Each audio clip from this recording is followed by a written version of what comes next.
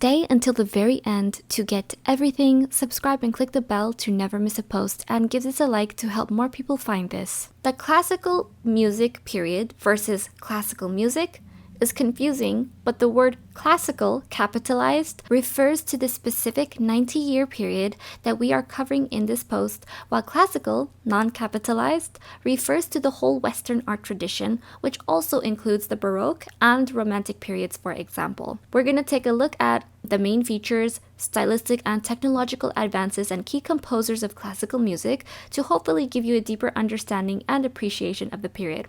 I'll also have a Spotify playlist link below with a lot of the various characteristics that you can take a listen to. Things got a little lighter and more elegant in the classical period, which spanned from 1730 to 1820. There was a move towards simplicity, and some incredible, beautifully memorable melodies were written by the likes of Joseph Haydn and Wolfgang Amadeus Mozart, who is for many the greatest composer of them all. Important developments included the invention of the piano and the birth of the string quartet, which we'll cover in a bit. The classical music period came after the Baroque era, with the galant style briefly linking the two periods. It preceded the Romantic era, making it the fourth of 6 major periods of Western classical music.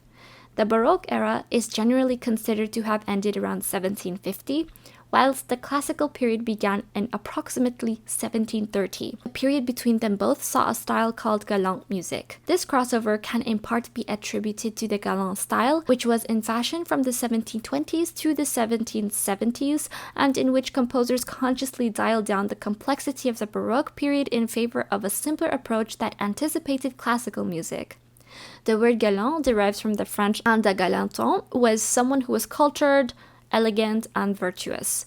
Johann Christian Bach, son of Baroque composer Johann Sebastian Bach, the late work of Georg Philipp Telemann, and early Mozart pieces all arguably utilized the graceful galant style. Lots of music in the Baroque period was characterized by complex layered polyphony, meaning that it contained multiple independent lines weaving in and out of each other, and in the classical period, however, music became much clearer and simpler, with melody now the order of the day.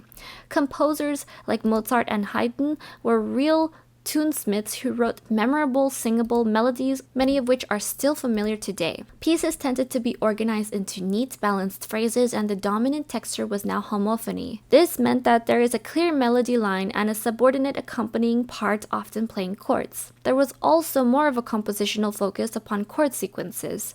One example of a typical classical accompaniment is the Alberti bass, where an accompanying part, usually the left hand of the piano part, plays chords that are broken up into arpeggio-type figures. Whilst a densely polyphonic Baroque composition might have multiple parts that all seem to be of approximately equal importance, there could be no doubt that an Alberti bass was playing an accompanying role to the piece's more prominent melody. This is in keeping with the fact that classical music tends to have a much clearer, lighter, and more ordered texture than other styles. Orchestras grew in size considerably during the classical period, becoming closer to the ensembles that we see performed today.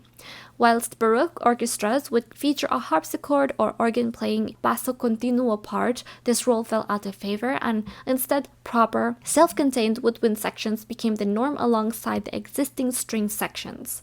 In spite of the move towards simpler music and clearer textures during the classical period, the increasing size of the orchestras during this time gave them a bigger, more powerful sound. Whilst in Baroque periods, a wide range of bowed string instruments had been used, including various types of viol, a fretted string instrument. The string section was now standardized and limited to the 4 main instruments that we see in orchestras today: violin, viola, cello, and double bass. Woodwind and brass sections by this point shared some common ground with modern orchestras, but there were some instruments played then which now are rarely seen. For example, a basset horn, a larger curved member of the clarinet family, chalumeau, a member of the woodwind family and a predecessor to the clarinet with 8 tone holes, and a few others. Whilst in the Baroque period, players were expected to improvise their own dynamics and ornaments, and the classical period saw players given more detailed performance directions. The twanging harpsichord was one of the defining sounds of the Baroque period era, but its method of sound production, with strings plucked by a quill, meant that it could only be played at one volume.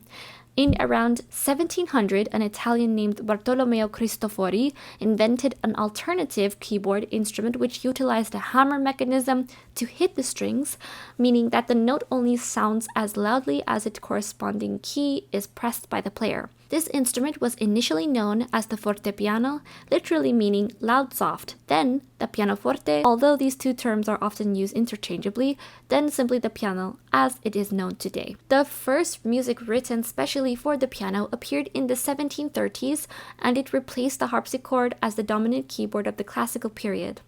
Unlike the harpsichord, its ability to play a different dynamic level meant that this music could become much more subtle and expressive. The string quartet, one of the most prominent forms of chamber music, and a format that the most major composers would write for over the following centuries, was born in the classical period. Writing for a quartet of 2 violins, viola, and cello is still considered a classical test of composer's artistry and technical skill. Austrian composer Joseph Haydn is known as the father of the string quartet. The classical era saw a development of other new types of musical forms, as well as extensive writing and development of existing types. The popular ones included symphony, an extended large-scale orchestral piece. Like the string quartet, this was a significant new type of composition that all of the major composers of the next few centuries would tackle. Sonata, a piece for solo instrument with piano accompaniment or for solo piano. Concerti grossi, where a group of soloists were accompanied by an orchestra, were popular in the Baroque period.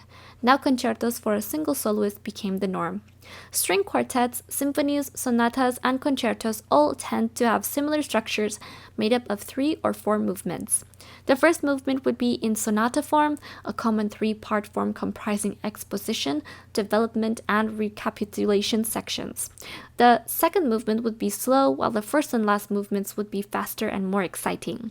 As well as being the defining voice of the classical period, Wolfgang Amadeus Mozart is perhaps the most famous composer of all time. We have a whole post about him linked below. You should check that out after this. An incredibly gifted prodigy, he was proficient on the violin and keyboard as a young child and began composing when he was just 5 years old. He wrote symphonies, concertos, chamber music, opera, and choral music all before his death at 35. Opera, a mix of theater, vocal music, staging, and sometimes dance, had begun in the Baroque era, but it reached new heights of popularity in the classical period, also becoming lighter and often comic as public tastes changed. Ludwig van Beethoven bridges the gap between the classical and romantic eras with his music spanning both periods. While his early work was heavily influenced by the likes of Mozart and Haydn, he later began to write grand-scale works, expanding upon the previously strict symphonic rules established during the classical period, and writing increasingly grand and emotive content, thus anticipating the Romantic era. In addition to Mozart and Beethoven, the major composers of the classical period include Carl Philipp Emanuel Bach, German composer of keyboards and the fifth child of Johann Sebastian Bach. Joseph Haydn, Austrian pioneer of the string quartet, also wrote important early symphonies. Christoph Willibald Gluck, innovative composer of operas. Franz Schubert, like Beethoven, a link between the classical and romantic periods. The classical period is sometimes referred to as the era of Viennese classicism because Gluck, Haydn, Mozart, Beethoven, and Schubert all worked in Vienna at various times. Give this a like to help more people learn about classical music history.